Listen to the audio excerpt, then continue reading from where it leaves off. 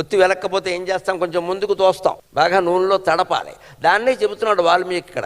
ముందు నీటిలో గంట సేపు తడిపిన ఒత్తి అయినా సరే, నీటిలో గంటసేపు పడిపోక ఒత్తి నీటిలో పడిపోయిందండి పొరపాటుని, మనం తీసేంత అయ్యో నీటిలో పడిపోయింది వెలుగుతుందా అనుకోకండి. దాన్ని ఏం చేయాలంటే బాగా పిండేసి నూనెలో 2 గంటలు తడపాలి. నీటి అణువులు పోయి నూనె కణాలు దానికి వంట పడతాయి, అప్పుడు అది ఖచ్చితంగా వెలుగుతుంది. అంతగా నీటిలో తడిసిపోయిన ఒత్తి కూడా నూనెతో కలవగానే వెలిగింది కదా. నూనె అనడానికి సంస్కృతంలో స్నేహం అంటారు. అందుకోసం వాల్మీకి చెప్పాడు, నువ్వు స్నేహం పెంచుకున్నావంటే తడి ఒత్తి కూడా వెలుగుతుందిరా, ఎందుకు వచ్చిన వెలగడాలి ఇవన్నీ. తడిపేసిన ఒత్తి కూడా స్నేహం పెంచుకోవద్దు, స్నేహం పెంచుకోవద్దు. ఎవరితోనైనా సరే ఎంతవరకు ఉండాలో అంతవరకు. అయిపోయింది, మీ గదిలోకి మీరు, మా గదిలోకి మేము వెళ్ళిపోయాం అంతే. ఇంకా అక్కడికి వెళ్ళి ఏకాంతంగా ఉండడమే లెక్క.